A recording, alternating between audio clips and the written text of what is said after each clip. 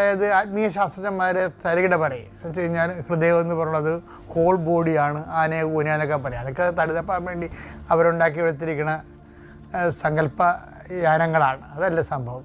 ഹൃദയം എന്ന് പറയുന്നത് ദൈവത്തെ മനസ്സിലാക്കുന്നത് എന്താണ്? സ്നേഹം കൊണ്ടാണ് മനസ്സിലാക്കുന്നത്, വചനത്തെ മനസ്സിലാക്കുന്നത്. അല്ലാതെ അതിൻ്റെ അകത്ത് ലോജിക്ക്, ഇപ്പോൾ യൂറോപ്പിനൊക്കെ പറ്റിയ ഏറ്റവും വലിയ അബദ്ധമല്ലേ വിശ്വാസത്തെ ലോജിക്ക് കൊണ്ട് മനസ്സിലാക്കും. ലോജിക്ക് വേണ്ടത് എന്തിന് എല്ലാവരും പറയും ഇഷ്ടമില്ലാത്ത വിശ്വാസം മുടന്തനാണെന്നൊക്കെ പറയും.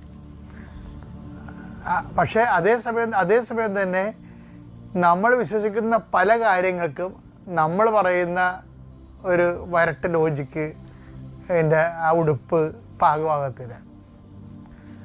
അതെന്താ കാര്യം? ഇപ്പം പരിശുദ്ധാത്മാവെല്ലാം മരഗർഭം ധരിച്ചു എന്ത് ലോജിക്കുണ്ട് അതിനകത്ത്? അത് ദൈവികമായ രഹസ്യങ്ങൾക്ക് ഹൃദയമാണ് നമ്മളവിടെ കൊടുക്കേണ്ടത്.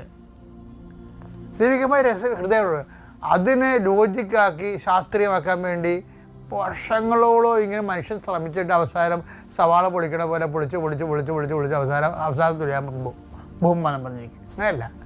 പക്ഷെ നീ ഹൃദയം കൊണ്ടാണ് കർത്താവിൻ്റെ വചനത്തെ സ്നേഹിച്ചാണ്. എൻ്റെ കർത്താവ് എന്നോടുള്ള സ്നേഹത്താ പ്രതി അവൻ സ്റ്റാറ്റസ് ലോഞ്ച് ചെയ്തു. അപ്പോൾ കാര്യം ദൈവത്തിന് ചെയ്യാവുന്ന ഏറ്റവും വലിയ കാര്യം എന്താണ്?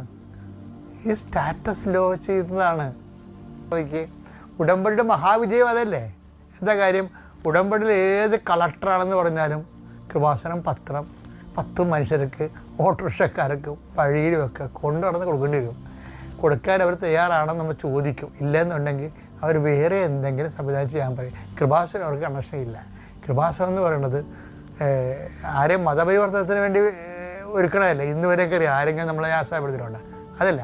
പക്ഷേ ക്രിസ്തുവിനെ കൊടുക്കണം. കാരണം ക്രിസ്തു അതിന് മനുഷ്യരാശിയുടെ പൊതു അവകാശമാണ്. തറവാട്ട് സ്വത്താണ്. അപ്പം തറവാട്ട് സ്വത്ത് എല്ലാവർക്കും അവകാശപ്പെട്ടതാണത്. ക്രിസ്തു ആരെയും കടിച്ചു തിന്നാനോ വെട്ടിക്കൊല്ലാനോ ഒന്നും വരത്തില്ല. പക്ഷേ എന്താണ്?